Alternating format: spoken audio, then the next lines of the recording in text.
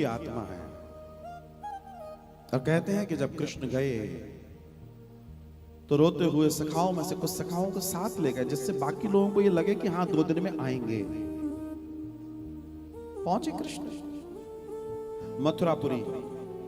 अब सोचिए यहां से मथुरा का डिस्टेंस कितना है आज भी, लेकिन कभी लौटे नहीं। कृष्ण क्या बताते हैं कि हम प्रगति के लिए आए हैं, हमें अपने कार्यों को पूर्ण करना है, आसक्तियों में नहीं बीतना है।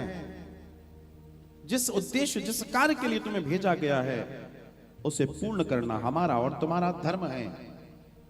हमें अपने धर्म का निर्वाह करना है। कृष्ण ये संदेश दे रहे थे। और जब वहां पहुंचे तो बहुत सारे ग्वाल बाल साथ में और भी गए हैं, दाऊ भी गए हैं। तो होता क्या है कि जब वहां नंद बाबा आदि से भेंट होती है तो कहते हैं कि जब वे पहुंचे तो बड़े प्रेम बड़े आनंद से दाऊ ने कहा कि सारे बच्चे मथुरापुरी भ्रमण करना चाहते हैं, बड़ी नगरी में आए हैं, घूमना चाहते हैं, देखना चाहते हैं। बड़ों ने कहा कि ठीक है, आराम से जाना, घूम घाम के वापस लौट आना। सबसे पहले कहां गए? सबसे पहले गए यमुना जी के तट पर। तीर्थ का पहला दर्शन।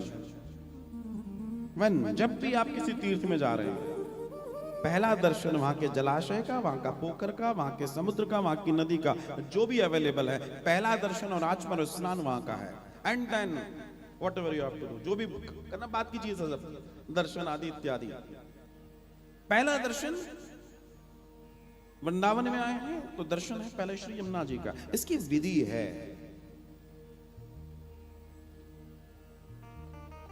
आपको विधि का पालन करना चाहिए, अगर करें तो बहुत अच्छी बात है।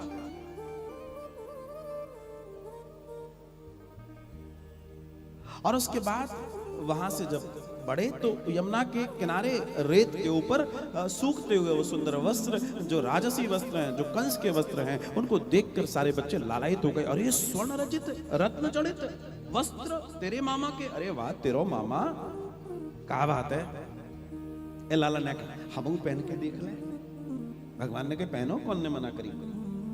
बच्चों ने खींचे, रस्सियां टूटी कपड़ों को। अब इतने बड़े बड़े वस्त्र, छोटे छोटे बच्चे, तो ऐसे हैं कि पता पड़ा कि एक ही खीसे में सब घुस जाए। लेकिन इतने में वो आया दौड़ा दौड़ा, जो सुखा रहा था वस्त्रों को, और उसने उन छोटे छोटे नन्हे नन्हे बच्चों पर प्रहार शुरू किया। भगवान ने कहा नहीं, ये नहीं चलेगा, और एक ही प्रहार में उसे शांत कर दिया, उस रजक को। बच्चों ने कपड़ों को खींचा है, पहना है, लटोरते लटोरते भूमि पे आगे बढ़ रहे हैं।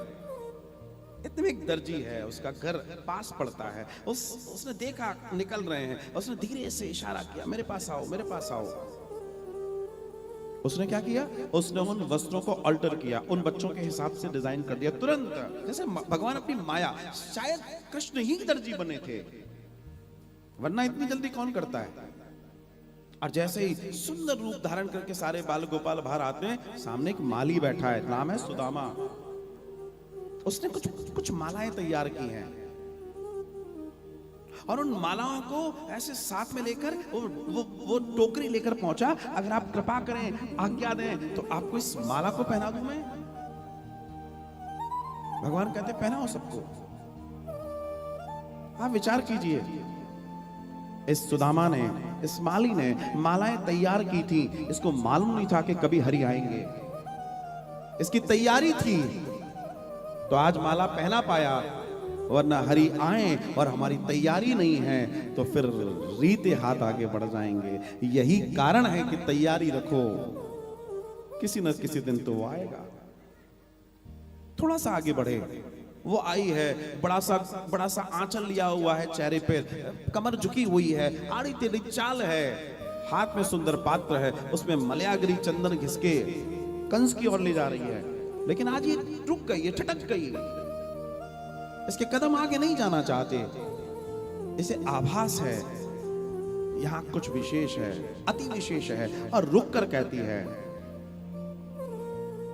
वैसे तो ये चंदन मैं रोज कंस के यहां ले जाती हूं, उसे पसंद है मेरे हाथ का चंदन, लेकिन मुझे लगता है आज मैं वहां न जाऊं। अगर आप आज्ञा दें तो ये चंदन आप सबको प्रेषित कर दूं, आपको प्रेषित कर दूं। भगवान कहते हैं तुम कौन हो, तुम्हारा चेहरा क्यों ढका है? अरे मेरी सूरत इतनी अच्छी नहीं है, लोग पसंद नहीं करते, मेरा शरीर आड़ा टेढ़ा है, मैं विकृत हूं, मेरा नाम कुब्जा है। अब देखिए, एक तरफ शरीर है और एक तरफ मलयाग्री चंदन है। ईश्वर सूरत नहीं देखता, ईश्वर सीरत देखता है। जो समझदार लोग हैं वो सूरत में बिलीव नहीं करते, वो सीरत में बिलीव करते हैं। वो लक्षणों में, गुणों में, चरित्र में बिलीव करते हैं, और होना भी यही चाहिए, क्योंकि सूरत की एक उम्र है, वो बेकार होगी, ढलेगी, झुर्रियां पड़ेंगी, लेकिन सीरत की खूबसूरती आदि अनादि काल तक जिंदा रहती है। याद करते हैं लोग। रहने के बावजूद भी अगर कुछ मेकअप करने की इच्छा है तो सीरत को मेकअप किया जाए, जो कभी उतरता नहीं है।